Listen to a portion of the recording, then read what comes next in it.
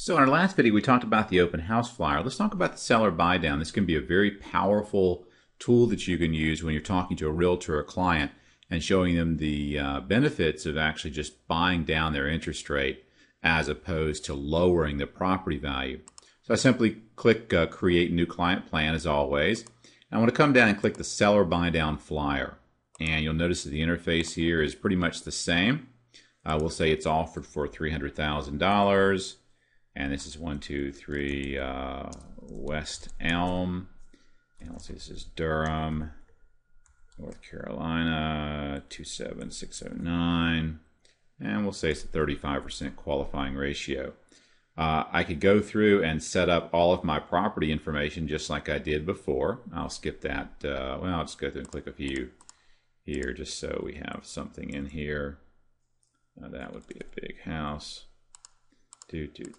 Couple things, couple items, couple family things. All right, we got our map and everything in here, so this is all dynamic.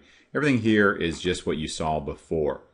Now, when I go to the borrow screen, what we're going to do is we're going to look at the seller buy down, and what I want to do is kind of show the difference, let's say, between the house being sold. Let's just call this sold for $300,000. Right? And let's say that the client's going to get financing on a 30-year fixed. They're going to get 80% loan to value, and their interest rate is going to be 4%.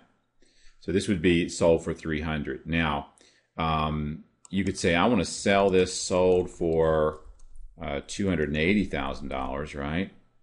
And in that situation, the house would go for $280,000, and we'd still have 80% loan to value, and we'll keep the same interest rate.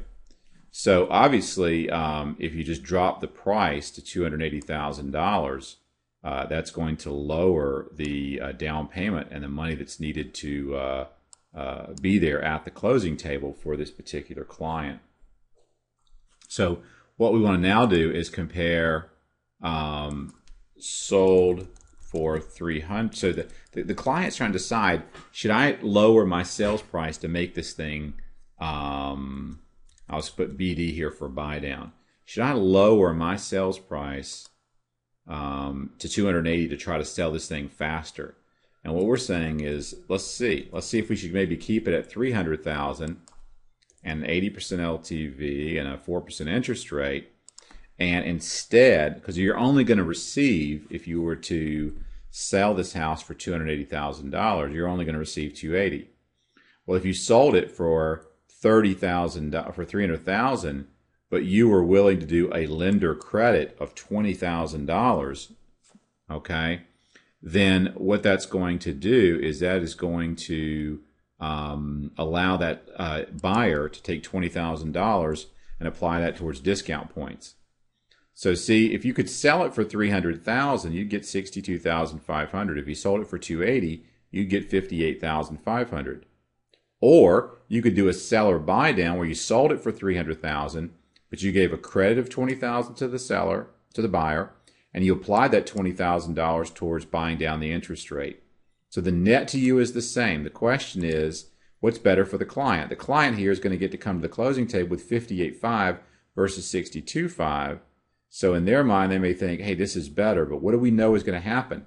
If I'm getting a 30-year fixed and that seller buy down would allow me to say buy this interest rate down to 3%, and I'm just doing a hypothetical here, but you'll be able to put the numbers in once you understand the concept, then the closing costs are going to be the same, but the payment's going to be different, because here what's happening is instead of selling it for $300,000, if I sell it for $280,000, I'm going to save $78,000 a month, but if I sold it for $300,000 and apply that to buy down the rate to 3%, I'm going to save $134 a month.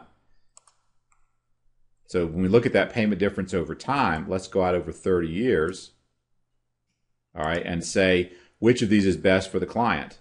And boy, it is sure excitingly obvious here that if this client could get this house for $280,000 and a 4% 30-year fix today, that they would be better off by $31,500 from just buying that house for $300,000 today. So you're basically giving them a $31,150 discount. it's not a $20,000 discount, because by dropping the price by $20,000 over 30 years, that client is going to pay $31,050 less. But if you sold them the house for $300,000 and can get them a 3% rate because you paid 8% or 8 discount points to buy that down, which is $20,000, then look what happens to the client. Their real cost of homeownership goes down by $111,479.